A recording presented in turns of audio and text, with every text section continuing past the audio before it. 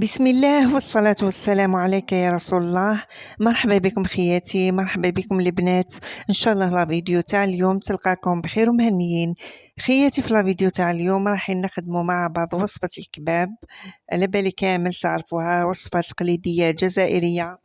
راح نعطيكم خياتي واحد السر تخدموه في الوصفة هذه، راح يزيدها بنة على بنة، تجيكم معسلة وبنينة روعة روعة. قبل خياتي ما نروحوا لا فيديو تاعنا، ما تنساوناش بالجيم والابوني وتكتبوا لنا كومونتير شباب كيفكم. خياتي ضغطوا على زر الجيم، ما تبخلونيش على خاطر راني ملاحظه المشاهدات بزاف ولي جيم ما كانش خلاص.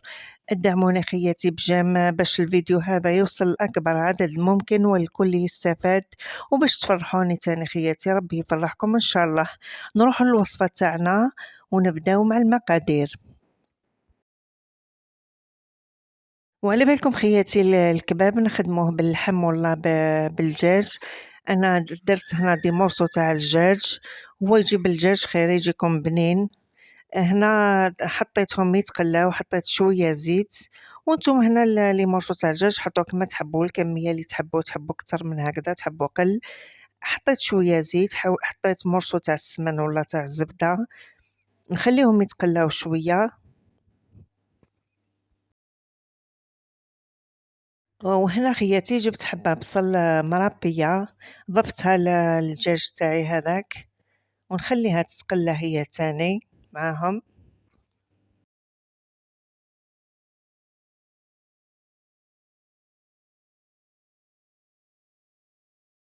زدت جبت تاني تلت فصوص تاع الثوم مربيين، ضفتهم مع البصل هذاك، نغطيو عليهم ونخليوهم يتقلاو مع بعض.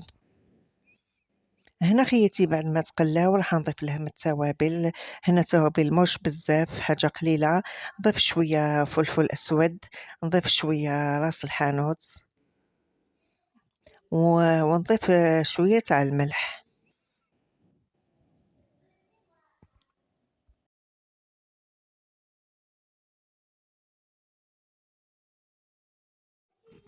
خلطوا المكونات هذوك مع التوابل، نغطيو عليهم ونخليوهم يتقلاو مع بعض.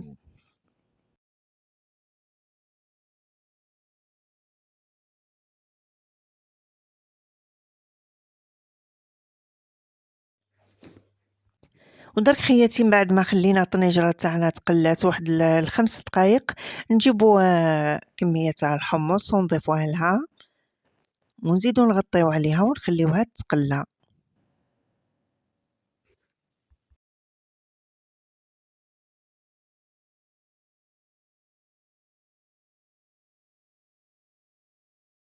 ودرك خياتي نروحو للبطاطا. هنايا بعد ما قشرتها خياتي، راح نعطيكم السر اللي تجيكم البطاطا تاعكم بنينة بزاف بزاف وتجيكم معسلة.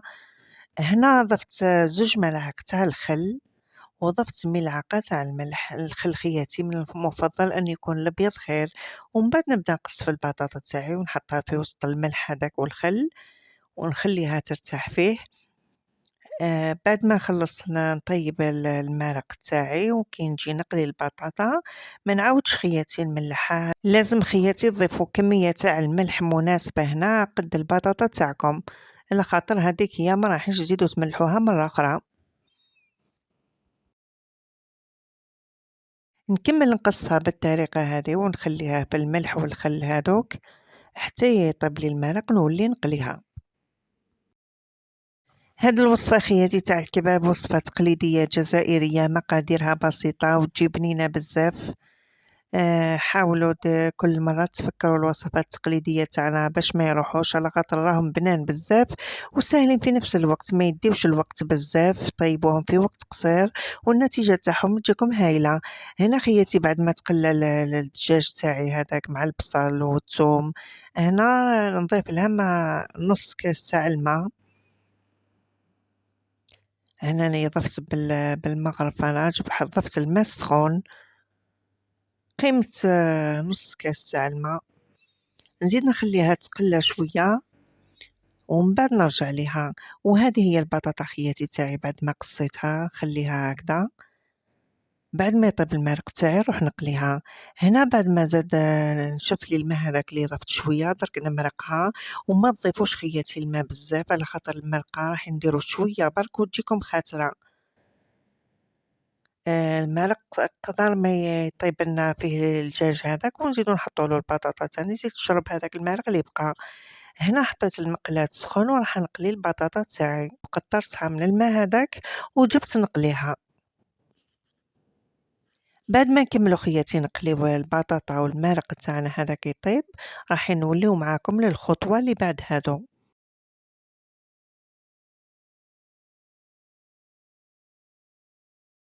وهنا خياتي جبت زوج حبات تاع البيض نضيف لهم شوية دبشة ولا معدنوس، انا نحب ريحة الدبشة ولا الكزبر كما تحبوا تقولوا لها، نقولوا لها الدبشة.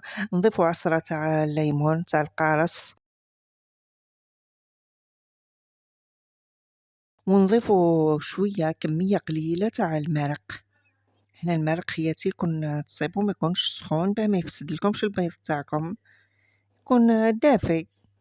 نخلطوا المكونات هذوك مع بعض، نوجد هذا الخليط تاعي هنا ومن بعد نولي ليه.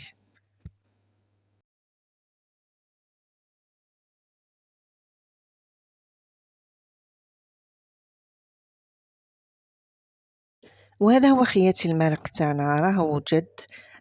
نحيت اللحم هذيك وديت حمرتها شويه في المقله، وداك نجيب البطاطا هذيك اللي قليتها نضيفها للمرق تاعي، نخليها واحد 3 دقائق ولا تتشرب المرق هذاك، ونولي معاكم للخطوه اللي بعد هذه. داك نخليها تنشف شويه تشرب المرق هذاك.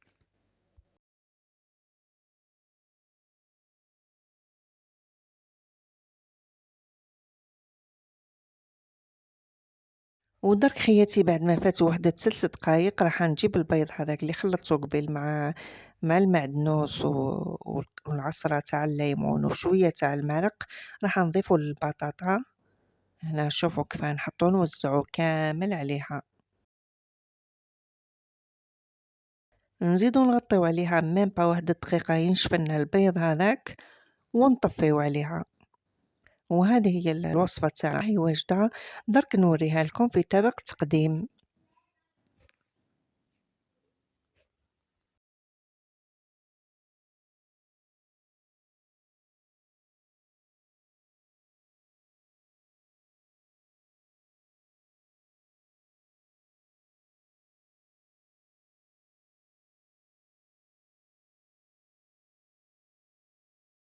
وهذا هو الشكل النهائي خياتي تاع الوصفة تاعنا تاع نهار اليوم، كباب وصفة تقليدية جزائرية.